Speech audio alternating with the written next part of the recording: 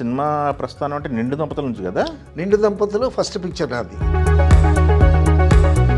బాలగారేమో అబ్బాయి నెక్స్ట్ మా పిక్చర్కి వచ్చాయి అని చెప్పి వెళ్ళిపోయాడు. బాలయ్య గారి ఫస్ట్ సినిమాకి first music sitting. Assistant director అండి ఈ సినిమా కన్నా, వెరీ గుడ్ అని భుజం మీద చేసాడు. దిండు ఉందా అని అడిగాడు. ఎందుకు సార్ అన్నాను. దిండు ఉందా అని అన్నాడు. నారాయణ రెడ్డి గారిని చూస్తున్నాను, అటు కేవి మహాదేవుని చూస్తున్నాను, విశ్వనాథ్ గారితో పారదా అంటే అదేదోలా ఉంది అన్న. కళ్ళు పెద్దవి చేసేట్టు చూశాడు. జయకుమార్ గారు, మీది ప్రస్థానం సినిమా ప్రస్థానం అంటే నిండు దంపతుల నుంచి కదా. నిండు దంపతులు ఫస్ట్ పిక్చర్ నాది. ఓహో, అంటే రామారావు గారు, ఎన్టీ రామారావు గారు. నిండు దంపతులు కదా. ఎన్టీ రామారావు గారు, సావిత్రి, వాణిశ్రీ, చంద్రమోహన్, రమాప్రభ, రాజబాబు, సత్యనారాయణ. పెద్ద పేడింగ్. చాలా చాలా పెద్ద కాస్టింగ్. అందులో ఆర్టిస్ట్ బాలయ్య గారు కూడా ఉన్నారు.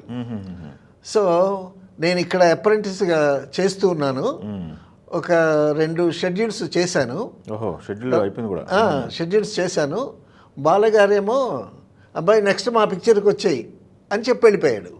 బాలయ్య గారు సీనియర్ యాక్టర్ బాలయ్య గారు. ఆయన ఇంజనీర్ కదా.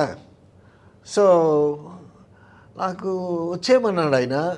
ఎక్కడికి రావాలి వాళ్ళ సినిమా, ఎక్కడికి రావాలి, ఎక్కడికి వెళ్ళాలి అనుకుంటే 2 రోజుల్లో షెడ్యూల్ అయిపోయింది. ఆ లాస్ట్ డే వాళ్ళ మేనేజర్ కేసీ జయరామ్ గారని, అంటే యాక్చువల్గా మేనేజర్ కాదు, చాలా ఫ్రెండ్లీగా ఉంటాడు ఆయన.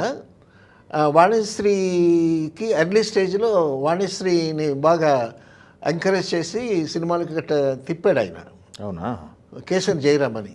తర్వాత వాణిశ్రీ గారితో మరపురాని తల్లి, తర్వాత సినిమాలు కూడా చేశాడు. నిర్మాత అయిపోయారా ఆయన? తర్వాత నిర్మాత అయ్యాడు. ఇప్పుడు అబ్బాయి నువ్వు పలానా చోటుకి రా, ఆదుర్తి సుబ్బారావు గారి ఇంటికి ఎదురుగా ఇల్లు, ఆ మేడ మీద ఆఫీసు, అది ఇదని చెప్తే నేను వెళ్ళాను అనమాట. వెళ్ళిన తర్వాత చెల్లిని కాపురం సినిమా ఆఫీస్ అనమాట, బాలయ్య గారి ఆఫీసు. ఆ రోజు మ్యూజిక్ సిట్టింగ్ అయితే కేవి మహాదేవన్ గారు, పుగళేంద్ర గారు, వాళ్ళ బృందం అంతా వచ్చారు. సో బాలయ్య గారి ఫస్ట్ సినిమాకి ఫస్ట్ మ్యూజిక్ సిట్టింగ్. ఓకే. దానికి నారాయణ రెడ్డి గారు పాట రాయడానికి వస్తున్నారు. అసలు ఈ కవులంటే నాకు పిచ్చి కదా. నారాయణ రెడ్డి గారిని దగ్గరగా చూడాలి, నారాయణ రెడ్డి గారిని అనే ఉత్సాహంతో ఉన్నాను. తర్వాత నారాయణ రెడ్డి గారు వచ్చారు, చక్కగా పంచి కట్టుకొని. అసలు చాలా అందగాడు కదా నారాయణ రెడ్డి గారు. వచ్చాడు. వచ్చిన తర్వాత నమస్కారం అండి అన్న. ఇలా అన్నాడు, సార్ నా పేరు జయకుమార్ అండి, అసిస్టెంట్ డైరెక్టర్ అండి ఈ సినిమా కన్నా, వెరీ గుడ్ అని భుజం మీద చేసి కాస్త పక్కకు తీసుకెళ్ళాడు. దిండు ఉందా అని అడిగాడు. దిండి నాకు అర్థం కాల. దిండయ్యా అని అన్నాడు. ఎందుకు సార్ అన్నా.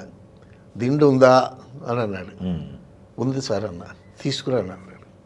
సరే దిండు తీసుకొచ్చిన తర్వాత ఆ దిండు తీసుకున్నాడు ఆయన. ఈలోగా మామ అంటూ ఆయన్ని అడ్రస్ చేసి దిండేసి దిండు మీద కూర్చున్నాడు ఆయన. పాట సాహిత్యం రాశాడు ఆయన. అంతకుముందే సిచ్యువేషన్ చెప్పినట్టున్నారు. పాట రాశాడు ఆయన. రాసి మహాదేవునికి ఇచ్చి ఆయన ట్యూన్ చేశాడు. ఆ పాట ఏంటి? కనుల ముందు నీ ఉంటే కవిత పొంగి పారదా, తొలి చిగురులు చూడగానే కలకోయికల కూయదా అనే పల్లవి. ఓకే. సో అది ట్యూన్ చేశారు. విశ్వనాథ్ గారు ఇది ఏ రాగం అని అడిగారు. అని అడిగితే మహాదేవన్ గారు ఏదో చెప్పారు. నాకు ఫస్ట్ మ్యూజిక్ సిట్టింగ్లో కూర్చోవటం కూడా ఫస్ట్ టైము. ఇటు నారాయణ రెడ్డి గారిని చూస్తున్నాను, అటు కేవి మహాదేవన్ని చూస్తున్నాను, విశ్వనాథ్ గారితో కూర్చున్నాను.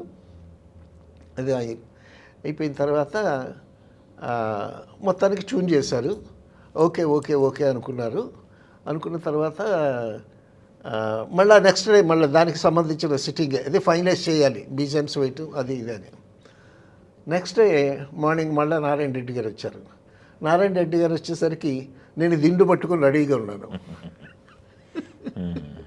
ఆయన నన్ను లాకెళ్ళి ఏంటా నేను రాగానే దిండు పట్టుకున్నానంటే అక్కడ పడే దిండు అన్నాడు. సార్ చిన్న మాట సార్ అన్న. ఏంటన్నాడు. కనుల ముందు నీ ఉంటే కవిత పొంగి పారదా అన్నారు మీరు. ఆ పారదా అంటే అదేదోలా ఉంది అన్న. కళ్ళు పెద్దవి చేసేట్టు చూశాడు. ఏంటి నీ డౌట్ అన్నాడు. కనుల ముందు నీ ఉంటే కవిత జాలు వారదా అంటే బాగుంటుందేమోనండి అన్న.